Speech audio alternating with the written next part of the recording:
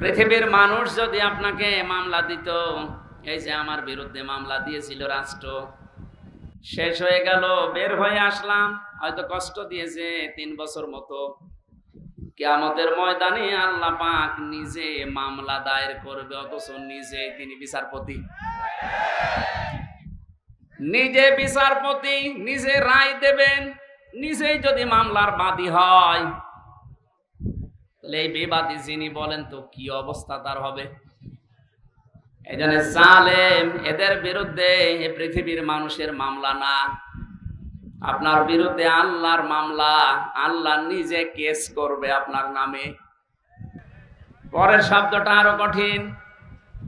সুতরাং জুলুমের যে সর্বোচ্চ চূড়া আমরা যেটা আয়নাঘর হিসাবে দেখতে পেলাম, এর চাইতে বড় জুলুম এই পৃথিবীতে আর হয় না।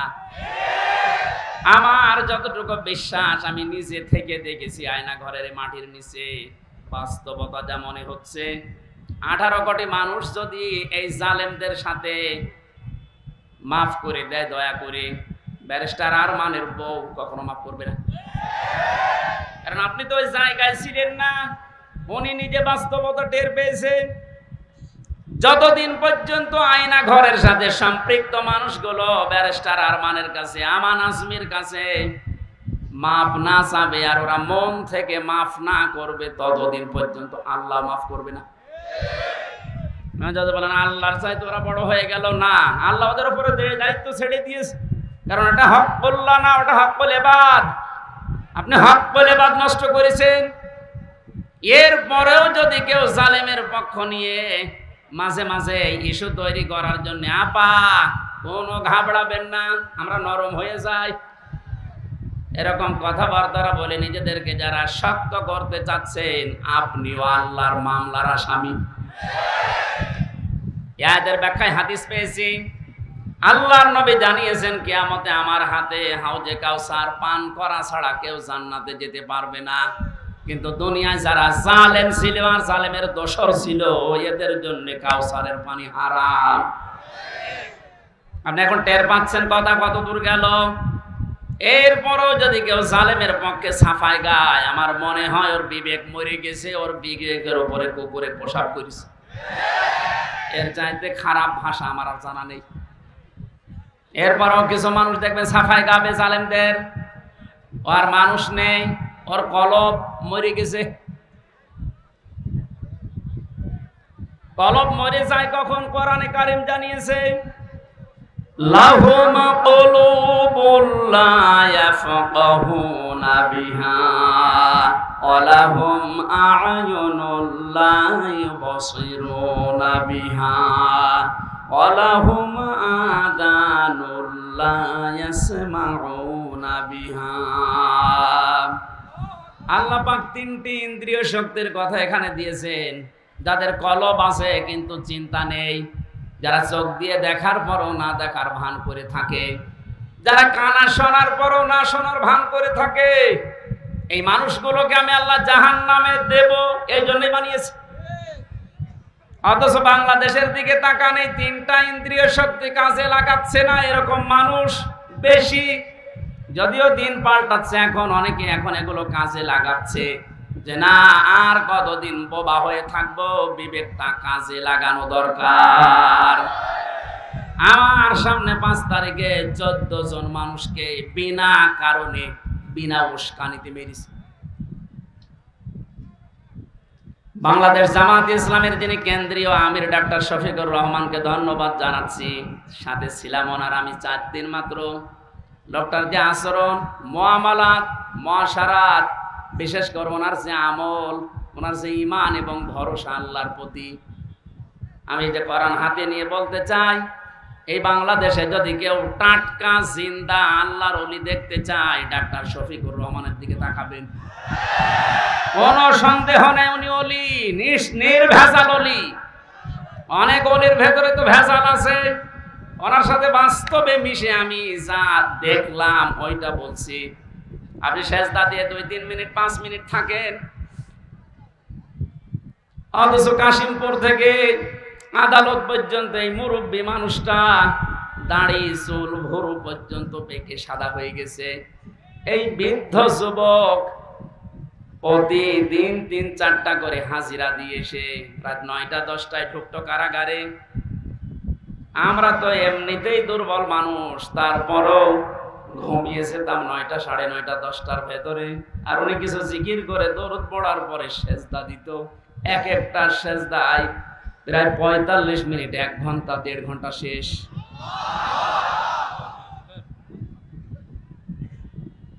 উনি দেশের শহীদ পরিবারকে প্রত্যেককে ২ লক্ষ করে টাকা বাংলাদেশ জামাতি ইসলামীর পক্ষ থেকে দেওয়া আরম্ভ অলরেডি করেছে। রবিবারের দিন যাবে কুষ্টিয়াতে, ৩০ লক্ষ টাকা উনি বলেছে আপনারা এক জায়গায় করেন জেলা জামাতকে, যে আমি এগুলো যে এই পরিবারের ১৫ জন শহীদ দিয়ে আসবো ২ লাখ করে। এদেশের আরো তো অন্যান্য রাজনৈতিক দল আছেন, সবাই যদি আজ এগিয়ে আসতেন এবং যারা জুলুম করে টাকা পয়সাগুলো কামাই করেছে, এই টাকাগুলো যদি এখন সব ফিরিয়ে নিয়ে এসে এই মানুষগুলোকে দিতেন, স্বাধীনতার আসল সুখ পাওয়া যেত।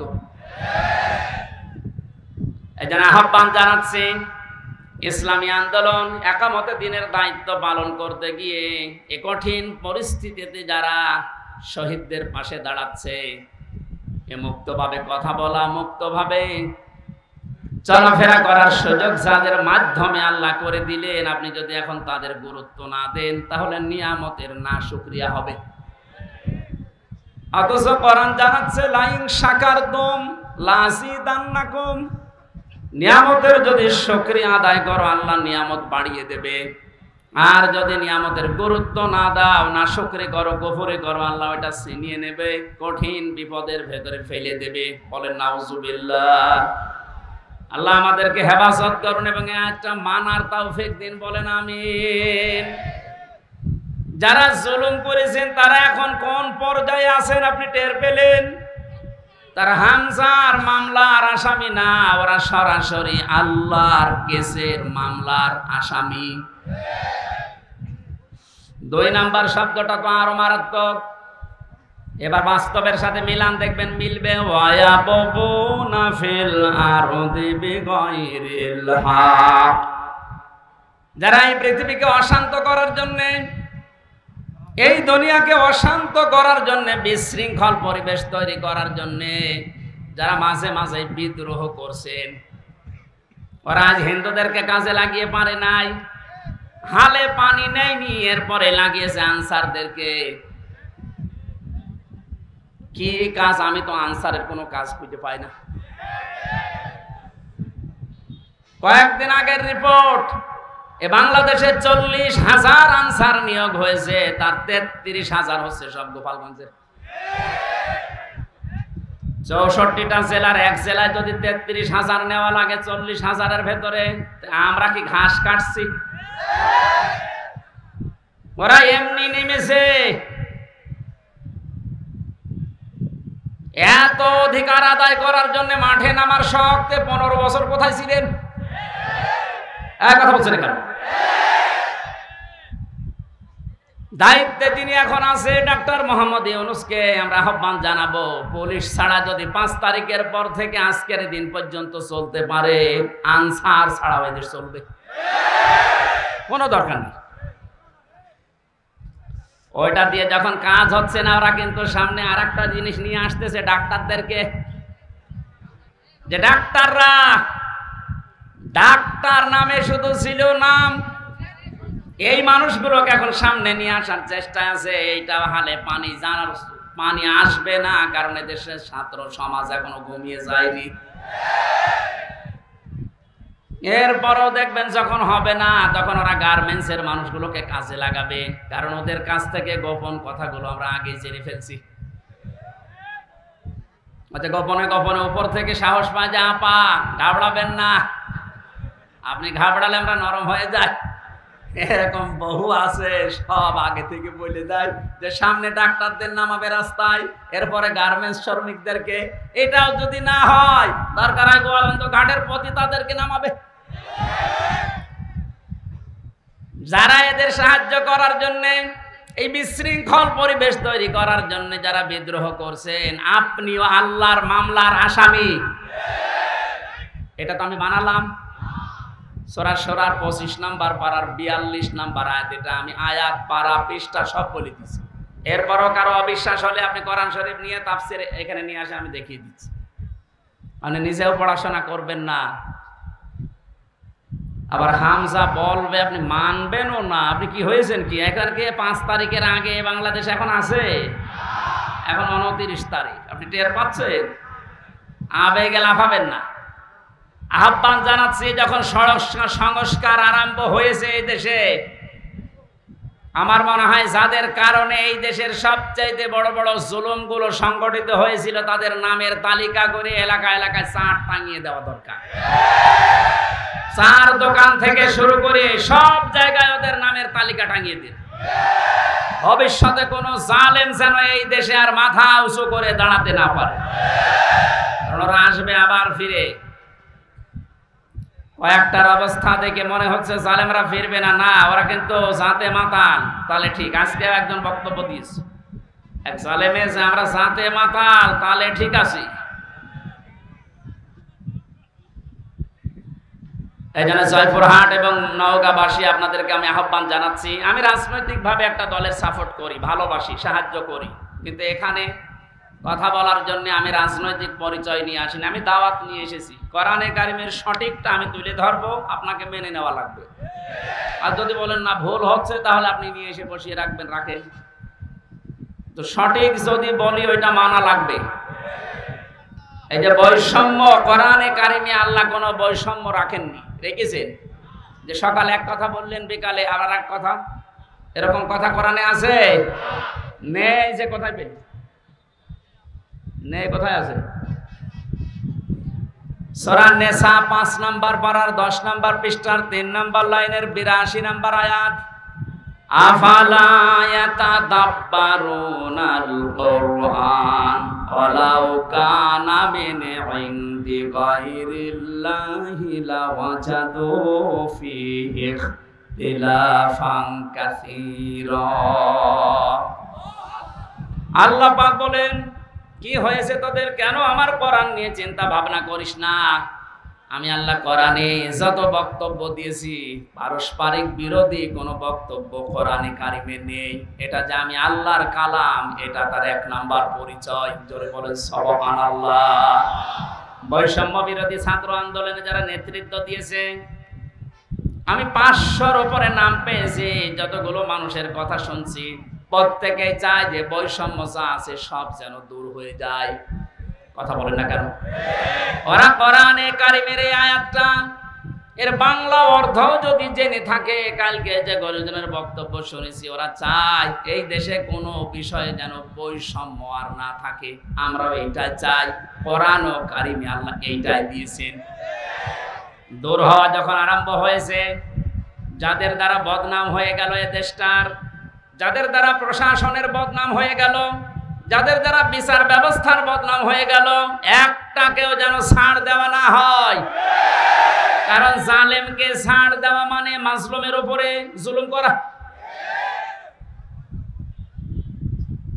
রিমান্ডে যারা আল্লাহর পর্যন্ত ভুল ধরেছিল দেখেছিলাম, অথচ নামে মুসলমান। বিচার ব্যবস্থায় যারা উল্টা পাল্টা ইসলামের নামে বক্তব্য দিত, ওই চেয়ারে বসে বসে আমার সামনে একটাকে ধরেছে, বিসি আলাদা করে ফেলেছে। ওনাকে কাঠ গড়ায় দাঁড়িয়েও বলছে যে মারবেন, মারেন, তাই বলে আবার বিসি খেয়ে নেবেন। প্রত্যেকটা দিক এবং বিভাগের দিকে তাকান। বিচার ব্যবস্থা, প্রশাসন, ব্যবসা, চিকিৎসা, শিক্ষা, যতগুলো বিভাগ আছে এই দেশে, এই সমস্ত জায়গাতে যারা ধ্বংস করার জন্য, জাতিকে একেবারে নিঃস্ব করার জন্য, চরিত্রহীন করার জন্য যারা যারা চেষ্টা চালিয়েছে, একটাকেও ছাড় দিলে হবে না, প্রত্যেকটাই ধরা লাগবে। এগুলো ওখান থেকে অপসারণ করেন খুব তাড়াতাড়ি। বাংলাদেশের 64 জেলার ডিসি, এসপি, টিওনো, ওসি, সকাল হতে হতে এদেরকে বাদ দিয়ে ওই জায়গায় অন্য কাউকে বসান। এগুলো সব জালেমের দোসর ছিল। কথা বলেন না কেন?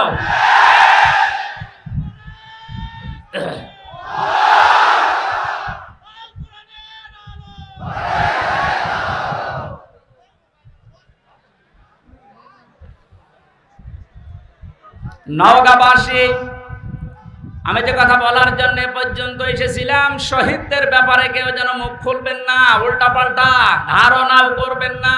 এটা কোরআন দিয়ে আল্লাহ নিষেধ করে দিয়েছেন ১৫০০ বছর আগে। যারা এগুলো করছেন এখনো পর্যন্ত আপনি ঘরের ভেতরে আছেন, আপনিও থামেন। যদি ওই লোকটা রফিক কয়েকদিন আগে এই লোকটা মা পৌঁছেছে যে আমার ভুল হয়ে গেছে, আমি কেমন যেন বলে ফেলেছিলাম। মুক্তিযোদ্ধা মুক্তিযোদ্ধা এ নাম নিয়ে, এ আবেগ নিয়ে খেলা করার জন্য যে মানুষগুলো এতদিন পর্যন্ত জাতিকে উল্টা পাল্টা বুঝিয়েছে, এই শব্দ দিয়ে এখন আর জাতিকে বোঝানো সম্ভব না। কারণ পাকিস্তানেরাও বলছে আমি কে তুমি কে, ওরা রাজাকার। বাংলাদেশ বলছে কেন? কারণ আমরা তো বলেছি রাজাকার। আহ্বান জানাবো, এরকম উল্টা পাল্টা ধারণা মুখ দিয়ে তো কথা বলবেনও না, করবেনও না। সুতরাং যারা এনে দিলেন আল্লাহ এই আবাবিল পাখির মতো, আল্লাহ রাব্বুল আলামিন এদের পরিবার এবং যারা অসুস্থ হয়ে এখনো পর্যন্ত প্রায় ৭৫০র উপরে এখন হাসপাতালে, আমার কুষ্টিয়াতে এখনো প্রায় ২৩ জন হাসপাতালে পড়ে আছে। আল্লাহ এদেরকে শেফায়ে কামেলা আজেলা নসিব করুন, বলেন আমিন। দরুদ আর সালাম পাঠ করছে আমাদের নবী, যাকে আল্লাহ নাম ধরে ডাক দিয়েছেন। কোরআন শরীফের ভেতরে বিশ্ব নবীকে আল্লাহ ডাক দিয়েছেন ৫৬ বার। মেন নাম আমি পেয়েছি নবীজির ৭টা। কয়টা? আপনি ঘুমাচ্ছেন? আমি এমনি বলছি না, এই কথার একটা শিক্ষা আছে এই জন্যে, কারণ এই আরেকটা ষড়যন্ত্র শুরু হচ্ছে কিছু মানুষের দ্বারা। আমি ওইটা যেন নিরসন হয় এই কারণে এই শব্দটা বলছি। এদিকে তাকান, নবীজিকে আল্লাহ কোরআনে ডাক দিয়েছেন ৭টা নামে, বিশেষ করে তার ভেতরে ১ নম্বরে ডাক দিয়েছেন ইয়াসিন। ইয়া হরফে নেদা, ইয়া মানে হে, সিন মানে সাজ্জিদ। এই শব্দটা নিয়ে মুফাসসিরিনে কিরাম, বিশেষ করে তাফসিরে কাবীর আল্লামা ফখরুদ্দীন রাজি রাহমাতুল্লাহ আলাইহি, উনি সিন শব্দের ৫টা অর্থ দিয়েছেন। তিনি বলেন সিন মানে সাজ্জিদুল আলামিন, সিন মানে সাজ্জিদুল বাশার, সিন মানে সাজ্জিদুল কাউনাইন, সিন মানে সাজ্জিদুল আম্বিয়া, সিন মানে সাজ্জিদুল মুরসালিন। সুতরাং আল্লাহর ঘোষণা দেওয়া নেতা এই দুনিয়ায় একজন, তার নাম মুহাম্মাদুর। এবার আসেন তো শব্দের ব্যাখ্যায় যায়। আল্লাহ যে নিজে ডাক দিলেন ইয়াসিন, হে নেতা। কিসের নেতা? সাজ্জিদুল আলামিন, জগৎ সমূহের নেতা। শুধুমাত্র বাংলাদেশ না, শুধুমাত্র ভারত, ইন্ডিয়া, পাকিস্তান না, এ দুনিয়ায় এখন ২২৮টা রাষ্ট্র আছে। আপনি যেখানেই বাস করেন, এগুলো একটা গ্রহের ভেতরে পৃথিবী নামক এরকম বহু গ্রহ নক্ষত্র আল্লাহ বানিয়েছে, যেখানে মানুষ যেতে পারে। এতানাজ্জালুল আমরু বাইনাহুন্না, ওই সমস্ত জায়গায় আল্লাহর সৃষ্টি আছে, সেখানে আল্লাহর বিধিবিধান নাজিল হচ্ছে। কেউ যদি মঙ্গল গ্রহে চলে যেয়ে বাস করতে চায়, যেহেতু আলামিন বহু বছর, এই হিসাবে মঙ্গল গ্রহে বসবাসকারী লোকটাকে ও মুহাম্মদুর রাসূলুল্লাহর আদর্শ মানা লাগবে, মাস্ট বি। কেউ যদি চাঁদের দেশে বাস করে, যে আমি তো পৃথিবীতে নেই, আমি চাঁদে আছি, ওখানেও আপনাকে মুহাম্মদুর রাসূলুল্লাহকে নেতা মানা লাগবে, আদর্শ মানা লাগবে। এই কথাটা যদি শুধু দুনিয়ায় শেষ হয়ে যেত আমি বলতাম না, এটা আখিরাতের সাথে রিলেটেড। এটাকে খেয়াল করেন। কিয়ামতের ময়দানে আল্লাহ যখন বিচারের জন্য মানুষকে ডাকবেন, দলে দলে ডাকবেন, পালে পালে ডাকবেন, হ্যাঁ না, অকুল্লুহুম আতিহি ইয়াউমাল কিয়ামাতি ফারদা। সূরা মরিয়মের ৯৫ নম্বর আয়াত। আল্লাহ পাক বলেন কিয়ামতে প্রতিটি মানুষকে আমি ডাক দেব স্রেফ একা একা। কয়জন করি? এটা বিচারের প্রথম সিস্টেম। এদেশে যেমন ৪ প্রকার বিচারের রায় হয়। সিএমএম কোর্টে হয় জয়পুরহাটে, জজ কোর্টে হয় জয়পুরহাটে, হাইকোর্ট আর এই বাংলাদেশের ৬৪ জেলাতে নেই, এটা আছে শুধুমাত্র রাজধানী ঢাকাতে। হাইকোর্টের রায়ও যদি কারো বিপক্ষে যায়, সে বলতে পারবে না রায় আমি মানি না, এতটুকু তার বলার ক্ষমতা আছে যে আমি আরো উপরে যাব, আমি ন্যায় বিচার পাইনি। কোথায় যাবেন? যান সর্বোচ্চ আদালত, এই দেশে সুপ্রিম কোর্ট। কি কোর্ট? এই কোর্টের উপরে আর কোন কোর্ট আছে? বলেন বলেন। আল্লাহ রাব্বুল আলামিন বিচারের প্রথম সিস্টেমে যখন আপনাকে একা একা ডাকবেন, কি করবেন সেটা 5টা বিষয় ওখানে আছে। দ্বিতীয় নম্বরে বিচারের সিস্টেমে এবার আল্লাহ আপনাকে আরে ধাপে একা ডাকবে না। ভালো করে খেয়াল করে, ইয়াউমা নাদউ কুল্লা উনাসিম বিইমামিহিম। সূরা বানী ইসরাঈল 15 নম্বর পারা 8 নম্বর পৃষ্ঠা 3 নম্বর লাইনের 72 নম্বর আয়াতের প্রথম অংশে আছে। আল্লাহ পাক বলেন কিয়ামতের ময়দানে আল্লাহ এবার প্রতিটি মানুষকে ডাক দেবে তার নেতার সাথে। এটাকে আমি বানালাম, এক কথা বলবেন কেন?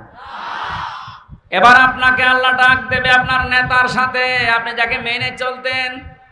এবার আপনি নিজেই বলেন তো, আগে নেতা, এরপরে আপনি যাকে মেনে চলতেন দুনিয়ায়, এ লোকটার যে চরিত্র, একে যদি আল্লাহ দেখে আপনাকে মাফ করার মতো কায়দা আছে? বলছেন না, ও তো এখনই ধরা খাবে। এই জন্য তো বলছে এটা দুনিয়ার বিষয় না, শুধু আখিরাতের সাথে রিলেটেড সম্পর্কিত। এই জন্য আপনাদের সতর্ক করছে।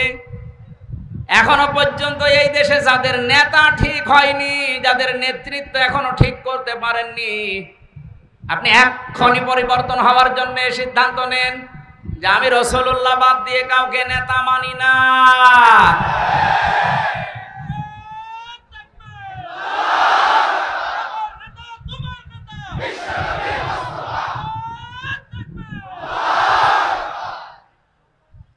এখন যদি বলেন রাসূলুল্লাহ তো নেই, তাহলে নেতা কি আর মানবো না?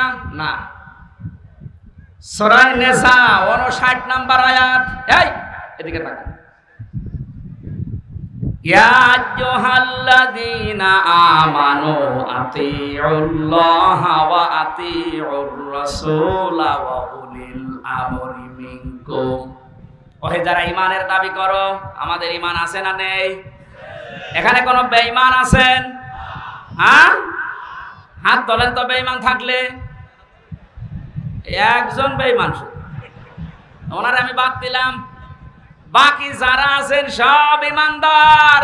এই একটু খেয়াল করে, ডাক দিয়ে বললেন আতিউল্লাহ, এই যে ফেল, এটা ভার্ব, ক্রিয়া। আল্লাহ পাক বলেন আমি আল্লাহর আনুগত্য করো, আমি আল্লাহর বিধান মেনে চলো, কোনো প্রশ্ন করবা না। কারণ তোমার বুঝে আসতে না পারে আমার বিধান, কিন্তু আমি আল্লাহ তোমার উপকারের জন্য দিয়েছি। দ্বিতীয় নম্বরে আতিউর রাসূলা, রাসূলের আনুগত্য করো। কার? বলেন বলেন। এই যে আতিউ শব্দটা আল্লাহ নিজের নামে আর রাসূলের নামে দিয়েছেন, কিন্তু উলিল আমর এদের আগে আল্লাহ আতিউ দেয়নি। আমি শত তাফসীর মিলিয়েছি, মুফাসসিরিন ইকরাম সবাই একমত, আল্লাহ রাসূলের আইন মানা লাগবে, আল্লাহ রাসূলের আনুগত্য করা লাগবে, কোনো প্রশ্ন করা যাবে না। তো কিয়ামত পর্যন্ত যদি রাসূলুল্লাহ থাকছেন না, ওনার পরে যদি কাউকে নেতা মানতে হয়, কারণ নেতৃত্ব মেনে চলতে হয়, কাউকে যদি আদর্শ বানাতে চান, আপনি কাউকে সামনে রাখতে চান, অবশ্যই মাস্ট বি আপনাকে দেখা লাগবে ওই লোকটা আল্লাহ রাসূলকে মেনে চলে কিনা। এবার আপনি এতদিন পর্যন্ত যাই ভুল ভাল পথে ছিলেন, এবার মিলান। যারা আল্লাহ রাসূলকে মানে না, তাদেরকে মানা হারাম। এক কথা বলেন, এটা শুধু কি সামিয়ানার নিচে? বাইরে নিয়ে যাবেন। এটা বাইরে নিয়ে যাওয়ার সময় এখনই। আল্লাহ রাসূলকে যারা মানে না, সে যেই হোক, ওটা আমার বাবা হলেও আমি মানি না, ওটা আমার স্বামী হলেও আমি মানি না। কারণ আল্লাহর ঘোষণা দেওয়া নেতা দুনিয়ায় কয়জন? আল্লাহ একজনকে দিয়েছেন, ইয়াসিন, হে নেতা। এটা কিন্তু নামাজের মতো ফরজ। নামাজ পড়া যেমন ফরজ, রাসূলুল্লাহর নেতৃত্ব মেনে নেওয়া কি? এটা দুনিয়ায় কেউ যদি রাজনীতি মনে করে মুখ ফিরিয়ে চলে যায়, কি হবে বলেন এবার তাদের? আমি যেটা হবে সেইটা শোনাচ্ছি। যারা কোরআনের কিছু মানে নামাজ রোজা হজ যাকাত মেনে নিয়েছে, কিন্তু কোরআনে কারিমে আল্লাহ জিহাদের কথা দিয়েছেন ওটা মানে না, জঙ্গি বলে তাড়িয়ে দেয়। দিন কায়েমের কথা বলেছে ওটা মানে না, রাজনীতি মনে করে ফেলে দেয়। এই মানুষগুলোর জন্য কি হবে তারা তাকান। সূরা বাকারা 85 নম্বর আয়াত, আফাতুমিনুনা বিবাদিল কিতাবি ওয়া তাকফুরুনা বিবাদ ফামা জাযাউ মান ইয়াফআলু যালিকা মিনকুম ইল্লা খিজিয়ুম ফিল হায়াতিদ দুনিয়া ওয়া ইয়াউমাল কিয়ামাতি ইউরাদ্দুনা ইলা আশাদ্দিল আযাব ইলা আখির আয়াত। আল্লাহ পাক বলেন আমার কোরআনের কিছু নিয়ম নীতি মানবা আর কিছু নিয়ম নীতি মানবা না, উল্টা পাল্টা ধারণা করবা, অবিশ্বাস করবা। তোমাদের জন্য দুনিয়ার জীবনে লাঞ্ছনা, গঞ্জনা, অপমান, জেল, জুলুম এগুলো আমি দিয়ে কিন্তু ভরে দেব।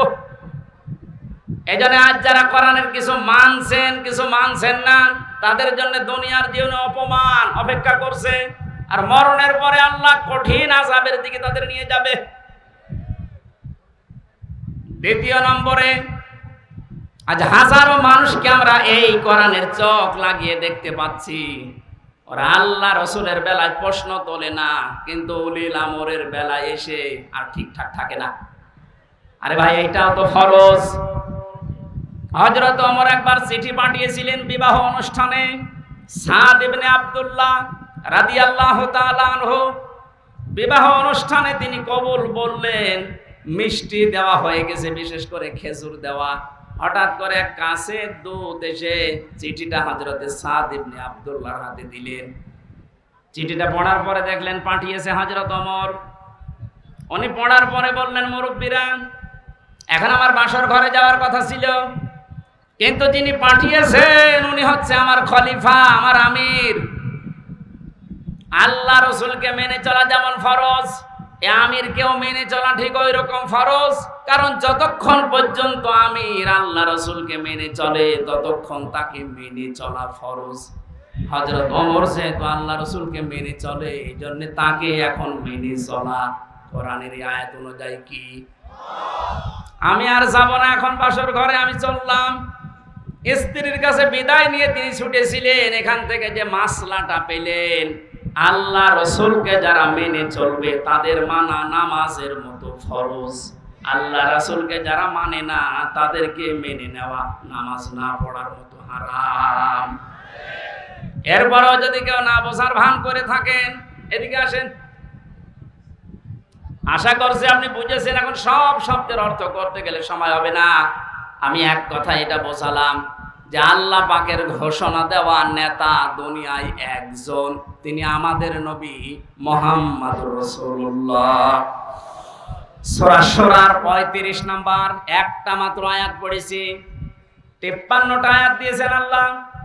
আমার যতটুকু ধারণা, কোরআনের এই আয়াতে আল্লাহ যত কথা আমাদেরকে জানাতে চেয়েছেন, পৃথিবীর এই জমিনটা নিয়ে আল্লাহ একটা তথ্য দিয়েছেন যে দুনিয়ার জীবনটা আসলে কি।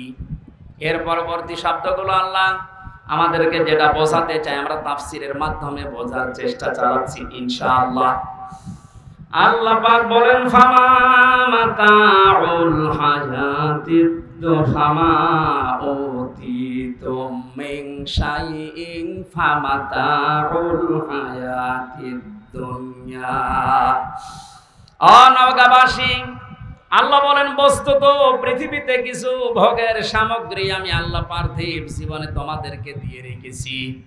আমা উতিতু আমা ইনদাল্লাহি খায়রু ওয়া আবকা, আমি আল্লাহর কাছে আছে স্থায়ী এবং উত্তম জিনিস। কাদের জন্য এটা স্থায়ী আর উত্তম হবে? লিল্লাযিনা আমানু, যারা ঈমান আনে, ওয়া আলা রাব্বিহিম ইয়াতাওয়াক্কালুন, এবং যারা ভরসা করে তাদের রবের প্রতি। জোরে বলেন সুবহানাল্লাহ। এবার আমরা একটা ব্যাখ্যার দিকে যাচ্ছি তাফসীর আকারে। পৃথিবীর জমিনটাকে আল্লাহ বুঝিয়েছেন এটা ভোগের একটা জায়গা, একটা সামগ্রী। এই বস্তুটা আল্লাহ দুনিয়াতে মানুষকে দিয়েছেন। কিন্তু পৃথিবীর মূল্য যদি আল্লাহর কাছে থাকতো, আল্লাহ এই পৃথিবীকে কাফেরদের এক ঢোক পানিও তিনি পান করতে দিতেন না। তাফসীরে ইবনে কাসিরে আমি আয়াতের ব্যাখ্যায় পড়েছি, যেই মানুষটার জীবনে যত বেশি দুনিয়াকে ছাড় দেওয়া ছেড়ে দেওয়ার অভ্যাস তৈরি হবে, আখিরাত তার কাছে তত বেশি উত্তম এবং স্থায়ী মনে হবে। আমরা যেহেতু ওই পরিমাণ ঈমান, ওই পরিমাণ তাওয়াক্কুল, ওই পরিমাণ বিশ্বাস এখনো আনতে পারি নাই, এই জন্য পৃথিবী আমাদের কাছে অনেকের বড় মনে হচ্ছে। এই জন্যই তো অনেকেই এখন আস্তে আস্তে বলা আরম্ভ করছে, এই ছেলে কথা বন্ধ করে। পৃথিবীর মর্যাদা বিশ্ব নবী জানিয়েছেন, আল্লাহর কাছে যদি একটা মাছির দানার পরিমাণ হতো ডানা, আমার আল্লাহ পৃথিবীতে কোন অস্বীকারী কাফেরকে এক ঢোক পানিও পান করতে দিতেন না।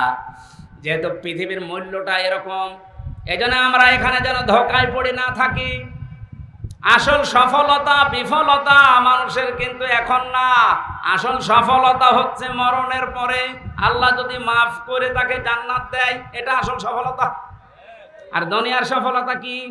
ফামান যুহজিহা আনিন নার ওয়া উদখিলাল জান্নাতা ফাকাদ ফাজ আমাল হায়াতুদ দুনিয়া ইল্লা মাতাউল গুরুর।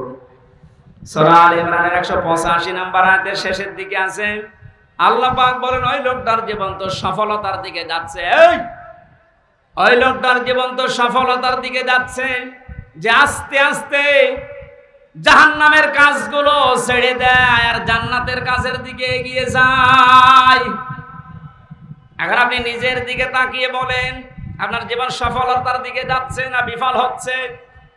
জাহান্নামের কাজগুলো আপনি আস্তে আস্তে ছেড়ে দেবেন। যে কাজ করলে জাহান্নামে যাওয়া লাগে ওগুলো আস্তে আস্তে ছাড়বেন।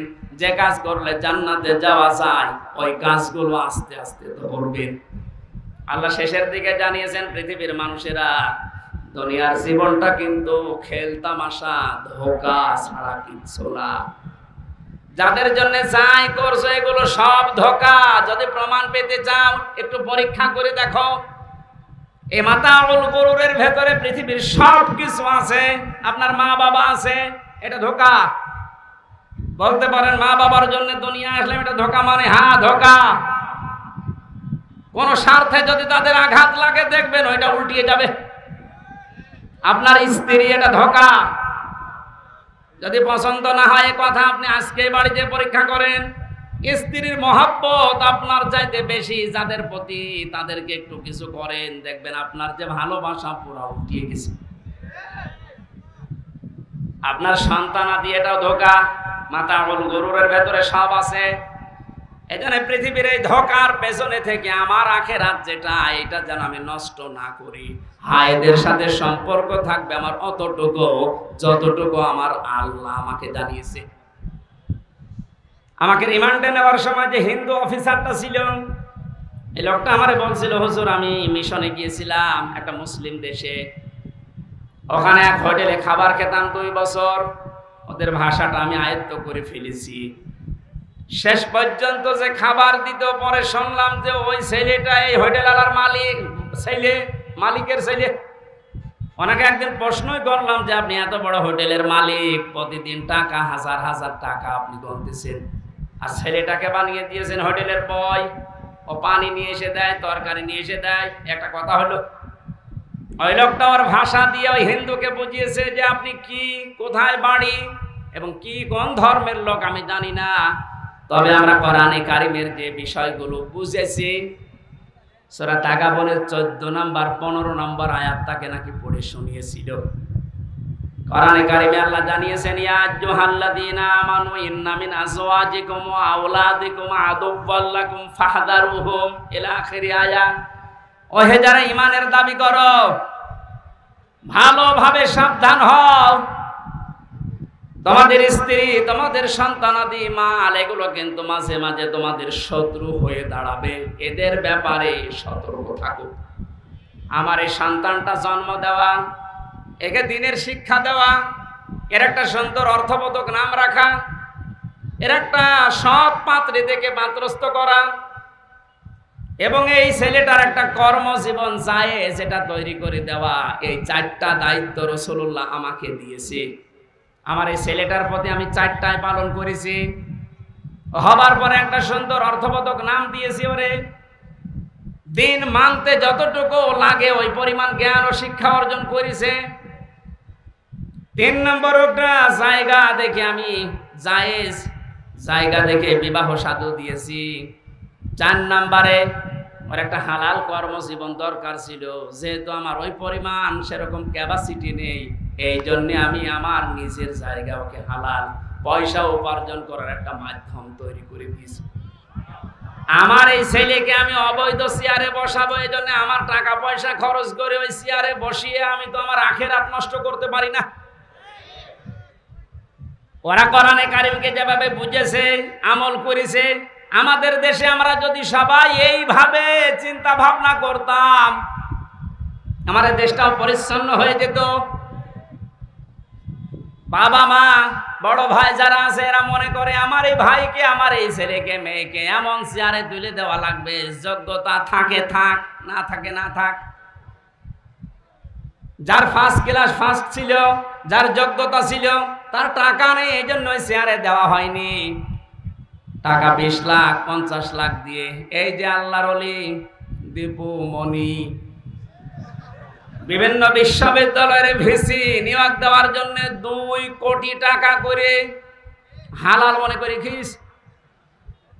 আর বিভিন্ন কলেজের মাদ্রাসার এই সমস্ত জায়গায় 20 লাখ 30 লাখ 50 লাখ করে টাকা উনি নিয়েছে। আর বাকিগুলো তো বাদ দিলাম। আমি ওনাকে নাম ধরে বললাম এই কারণে আপনি দৃশ্য দেখেন কি হইল তার এই টাকা। এখন ডিম খাচ্ছে, পচা ডিম, আর কিল ঘষি গালিগালাজ তো আছে।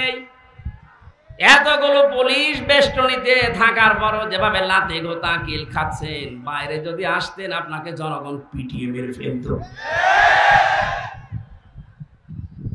কার জন্য কি করেছিলেন আপনি বলেন? কিচ্ছু সাথে নিতে পারছেন না। যতগুলো মামলা হত্যা আপনার নামে, এখন যদি সঠিকভাবে ইনসাফ ভিত্তিক রায় তো হবে আশা করছি। রায় যদি হয় সারা জীবন জেলের ভেতরে থাকা লাগবে, কোনো উপকারে আসবে না টাকা। পৃথিবীর জমিনটা ধোঁকা, আমরা জানি ধোঁকায় আবার না পড়ি। আমরা যারা আখিরাতকে গুরুত্ব দেই, সামনে আমাদের বিশাল একটা জীবন পড়ে আছে, এটা যত বেশি গুরুত্ব দেবেন আপনি দেখবেন এই পৃথিবীর জমিনটা আপনার কাছে সহজ মনে হবে। কোনো টেনশন চিন্তা আপনার ভেতরে ঠাঁই পাবে না। জামাত ইসলামের আমিরের নাম বলছি কারণ আমি দেখেছি, এই কারণে এত বড় কঠিন বিপদ চলছিল ওই সময়। ওনার ছেলেও জেলে, ওনার স্ত্রী অসুস্থ, ওনার লক্ষ লক্ষ যারা নিজের কর্মী সহকর্মী তারা সব পালিয়ে বেড়াচ্ছে, জেলখানায় ভর্তি। এমন কঠিন মুহূর্তে কোনো টেনশন, কোনো চাপ, চিন্তার রেখা শরীরের ভেতরে, চেহারার ভেতরে নেই। ওনাকে বললাম, স্যার আপনি তো কথা বলেন না, একটা মোবাইল তৈরি করে নিয়ে আসা যায়, এখানে বিভিন্ন কায়দায় নিয়ে এসে দেয়। আমার বলছে, হামজা মোবাইল দিয়ে কি করব? বললাম, আপনার সন্তান জেলে, আপনার স্ত্রী অসুস্থ, আমরা শুনেছি। আপনার নিজের সহকর্মী সহযোদ্ধা যারা, তারা হাজার হাজার জেলে, অনেকে পালিয়ে বেড়াচ্ছে, একটু সান্ত্বনা দেন বাড়িতে। আমারে যে কথা বললো, ওনার কথা শোনার পরে আমার এই আয়াতটা মনে হয়েছে। আমারে বলছে, হামজা যাদেরকে বাইরে রেখে এসেছি ওদের জন্য আমার আল্লাহ যথেষ্ট। এরকম কঠিন মুহূর্তে কথা বের হওয়া যেমন তেমন ইমানের কাজ না। কত বড় বড় আলেম দেখেছি আমি কেন্দে মরে যাই, অথচ কান্না কাটি তো দূরের কথা, এই কথা আমারে শুনিয়েছে। তখনই বুঝেছি ওনার মান কত উপরে। আল্লাহ পাক বলেন, ওয়ামা ইনদাল্লাহি খায়রু ওয়া আবকা। আমি আল্লাহর কাছে কিন্তু তোমাদের জন্য স্থায়ী এবং উত্তম এই বিষয় দুইটাই আমি রেখে দিয়েছি। দুনিয়ার জীবনকে যত ছাড় দিতে পারবা, আখিরাত তত বড় করে তোমার নজরে আমি দেখাবো। আমার তো মনে হচ্ছে ওই মানুষগুলোকে আল্লাহ এই আয়াত এবং আয়াতের বাস্তবতা ফেরেশতা দিয়ে দেখাচ্ছে। চুপ করেন। দুইটা গুণ এখানে আমরা পেয়েছি। আল্লাহ বলেন সবাইকে আমি দেব না। দেখেন তো আপনার ভেতরে আছে কিনা। লিল্লাযিনা আমানু, যারা ঈমান আনে। প্রশ্ন আসতে পারে আমার ঈমান নেই। আছে, আপনার ঈমান আছে কিনা এবার দেখেন। রাসূলুল্লাহ ১৫০০ বছর আগে জানিয়েছে, ইদা সাররাতকা হাসানাতুকা ওয়া সাআতকা সাজ্জিয়াতুকা ফাআনতা মুমিন। মুসলিম শরীফের হাদিস।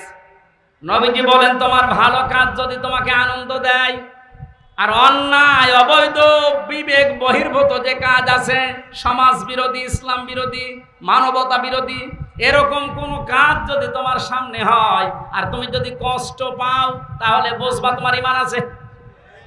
ও বাংলার মুসলমানেরা, আজ যাদের ঈমানদার মনে করেন 14 বার হজ করেছে, মাথায় পট্টি দিয়ে থাকে, বিশাল ঈমানদার, তাহাজ্জুদ ছাড়ে না, যায় নামাজ খোঁজে, ঘুম থেকে উঠে কোরআন শরীফ খোঁজে, আপনি তাকান তো ভালো কাজ তাদের কাছে ভালো লেগেছে না?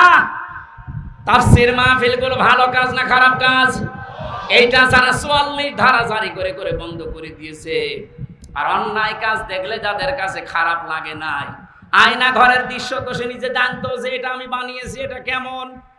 এটা জানার পরেও যে মানুষগুলোর কোনোদিন আফসোস হয়নি, দুঃখ লাগেনি, এই ৮ বছরের ভেতরে একবার একটু জানানো যেত না ব্যারিস্টার আরমানের?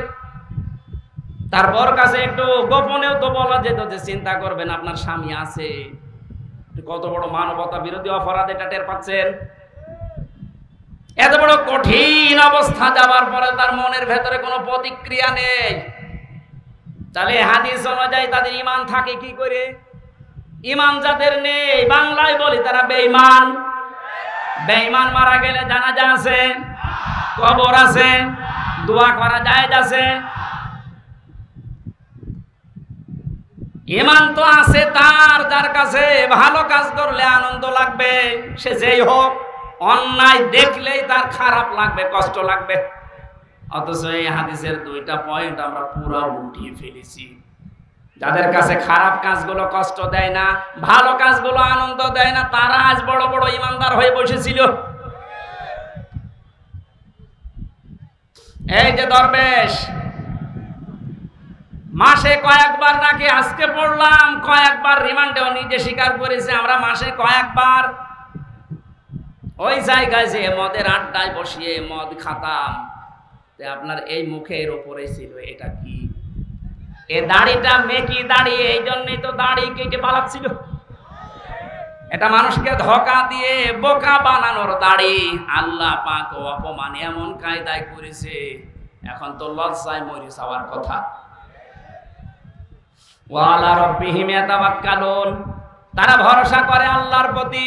এই যে 2টা গুণ, ঈমান এবং ভরসা, আমি তো বাস্তব ওয়াজ করছি এই কারণে, কারণ এটা আমি নিজে দেখে এসেছি। মীর কাশেম আলী শহীদ, এই বাংলাদেশে যদি মনে হয় 100 জন ম্যাগনেট থাকে, তার ভেতরে তিনি 1 নাম্বার। এই কথা বলছেন কেন? লক্ষ লক্ষ মানুষের কর্মসংস্থান তৈরি করে দিয়েছে। তা হারাম কর্মজীবন না হালাল?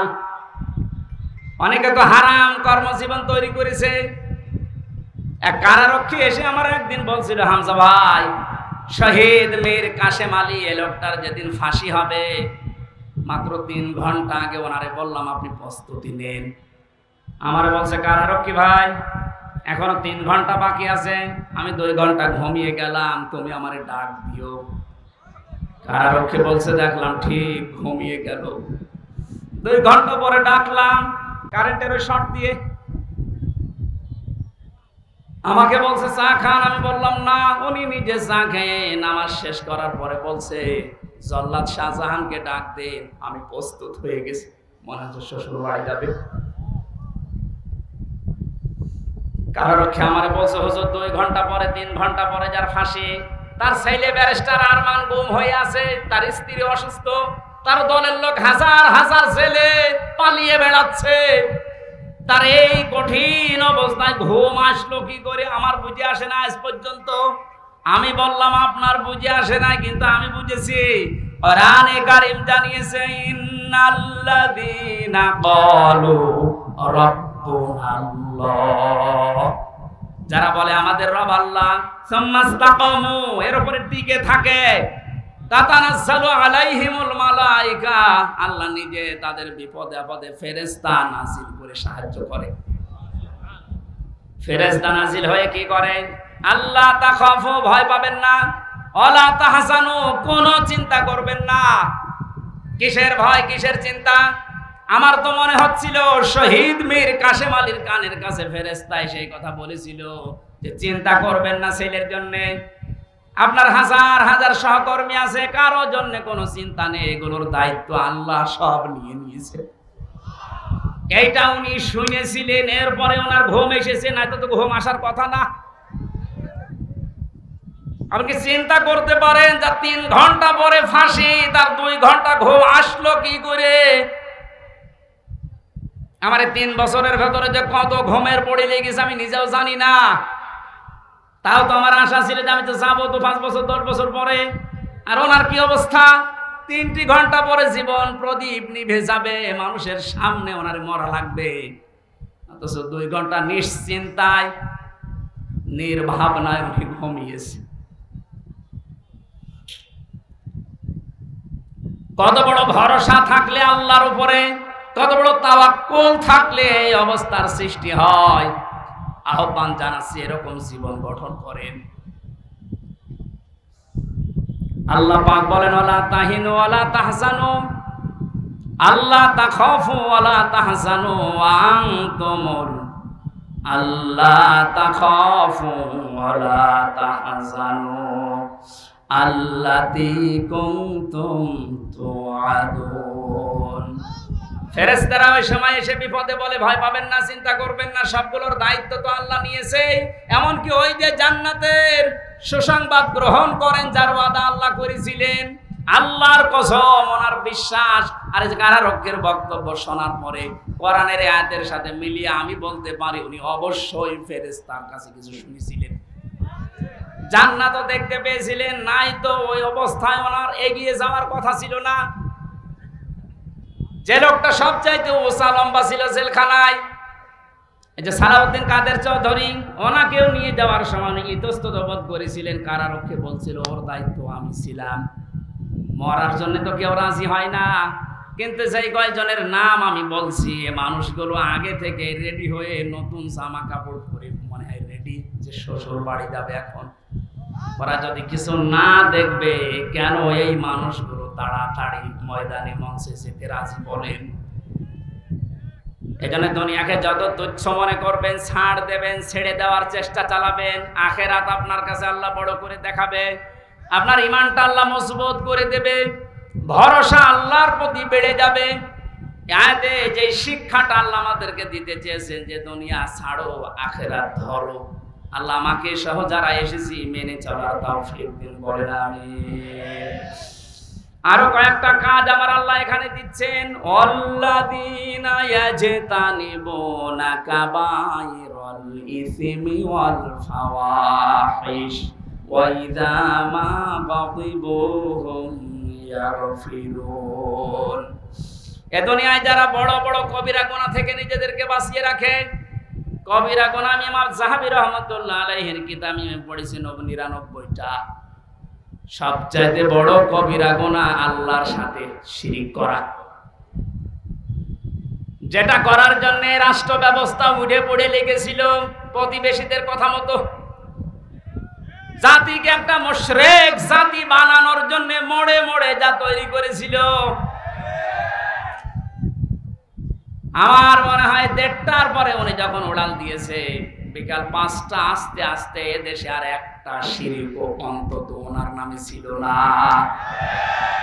আমার কুষ্টিয়ায় যেটা ছিল, বিকাল 5টা আস্তে আস্তে মাটির সাথে তো মিশিয়েছে। আবার কেউ কেউ যে মুখের উপরে ওটা দিয়ে প্রসাব করিস, কি করলেন আপনি?